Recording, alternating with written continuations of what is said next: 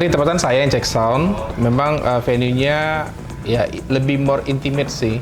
Cuma jadi penasaran aja ntar malam, karena kan kita udah tahu beberapa kali Arkadas selalu event untuk community ya. Jadi ya, kita kemarin juga udah lihat dari sosial media juga lah ya, sebelum-sebelumnya. Kayaknya sih bakalan seru sih.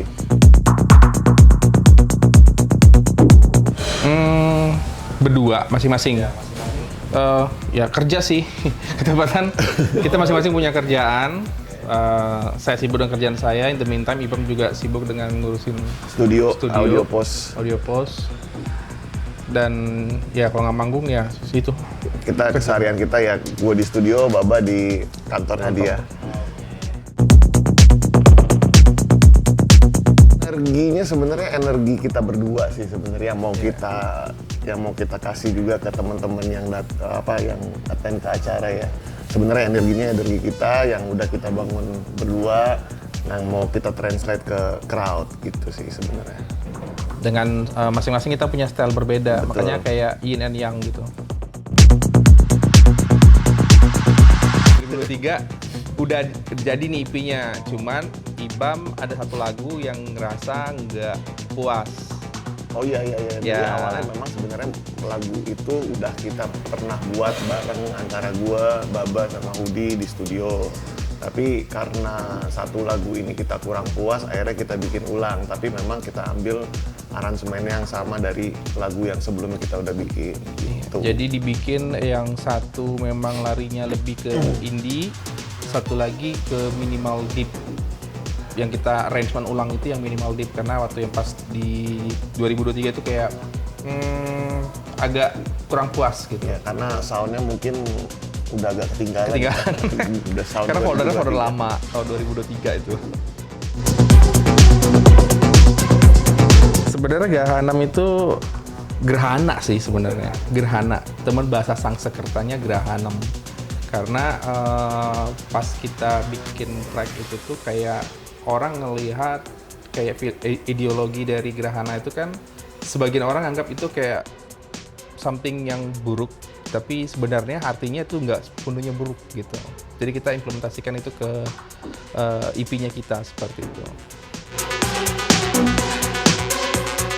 Nah, kalau Hudi itu emang teman lama kita juga, dan kebetulan partner gue di kantor juga. Kita sama-sama ngerjain di Sonar ya, kita sama-sama ngerjain komersilan buat TV dan film gitu loh. Jadi ya emang keseharian gue ya ketemu sama Hudi.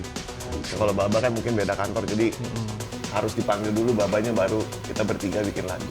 Gitu. Tapi kalau gue sama Hudi emang satu kantor. Dan sebenarnya sama Hudi ini bukan lagu pertama kita. Kita itu ini lagu ketiga. Kita udah pernah ngerilis 2 lagu sebelumnya sama Hudi juga. Mungkin tantangan berikutnya adalah once kita desain sound yang sudah kita create, yang kita ini udah jadi nih lagunya gitu ya, EP-nya gitu ya. Untuk nyari label recordingnya itu di luar tuh susah. Sometimes kita fokusin soundnya ngikutin satu label recording, ujung-ujungnya kita pengen tuju, kita nggak dapat label recording itu, dapat label recording yang lain. Jadi ya itu juga salah satu tantangan juga sih sebenarnya. Betul. Apalagi sound itu kan berubah-berubah terus kan. Kalau kita udah ketinggalan, nggak update sama sound-sound baru ya, susah untuk masuk label sebenarnya. Kalau buat saya pribadi mungkin solid dan groovy, sama yang tadi dibilang ada unsur mencekamnya, karena Gerhanam ini ada 2 EP kita. Kenapa sampai saat ini kita masih eksis mungkin seperti itu gitu?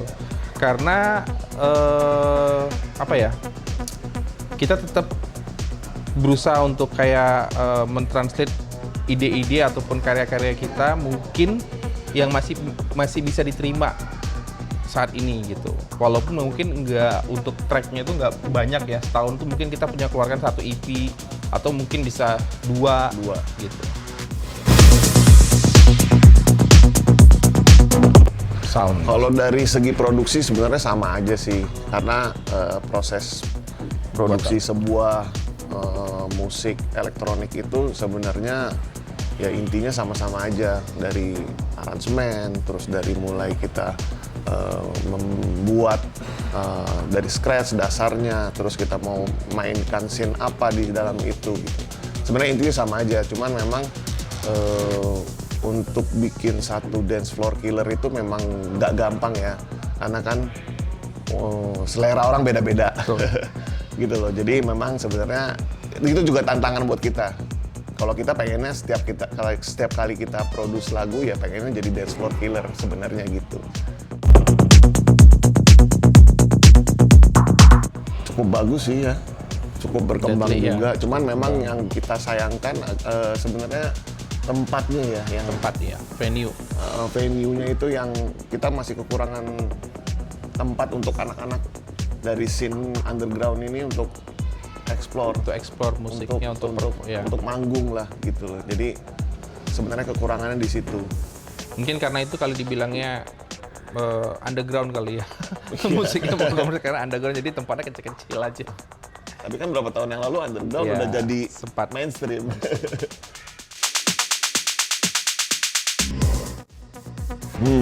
Sebenarnya kita ada beberapa track yang kita bawa unsur scene lokalnya ya, kayak ada track kita yang judulnya Bali ya kan? Iya. Itu ada satu lagi deh kalau nggak salah ya. Nggak, satu lagi berjalan keluar. Gue nggak ingat. Jadi emang seperti dibilang yang pengen kita showing itu mungkin lebih kayak sebenarnya di Indonesia ini ada loh beberapa talent ataupun DJ, produser yang memang untuk scene underground ini kita juga bisa untuk at least rilis di label luar gitu.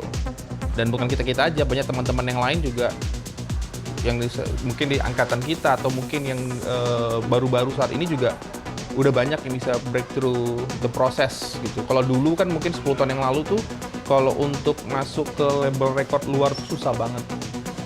Kalau sekarang karena zaman teknologinya juga sudah update dan memang perkembangan musik juga cukup berkembang ya. Jadi lebih gampang mereka buat untuk akses untuk bisa rilis ataupun untuk dapat gigs di luar. Jadi ya bangga juga sih kalau jadi orang Indonesia. Ini dari mana Indonesia gitu. Cuman ya balik lagi kita sebenarnya memang elektronik dance music ini kan lahirnya bukan dari Indonesia sebenarnya ya. Jadi memang tantangan juga buat kita untuk memasukkan, kayak tadi Mas bilang, bagaimana tantangan kita untuk bawa lokal nuansa musik lokal kita ke dalam musik elektronik ya. Itu yang agak susah kita deskripsikan.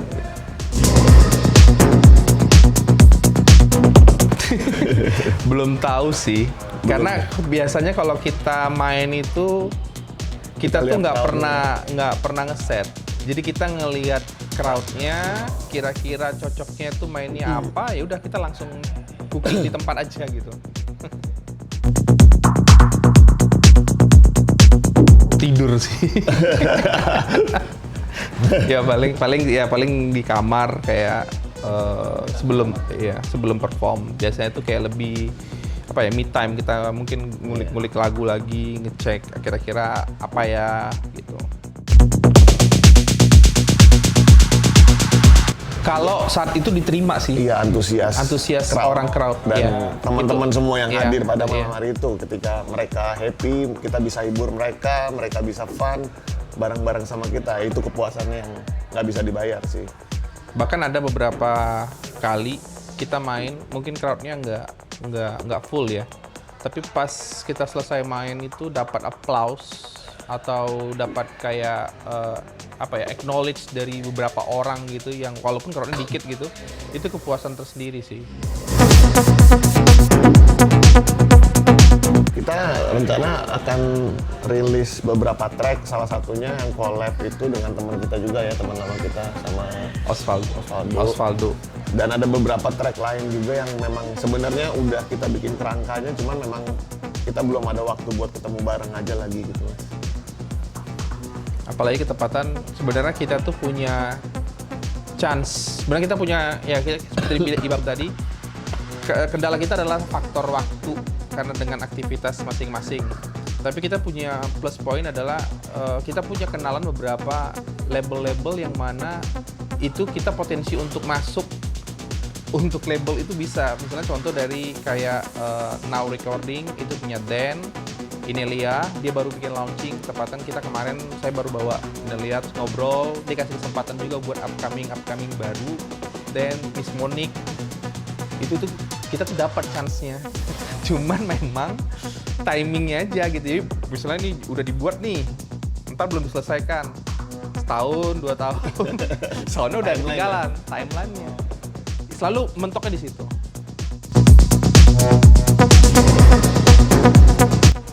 Paling bisa direalisasikan ada 2 sih sebenarnya.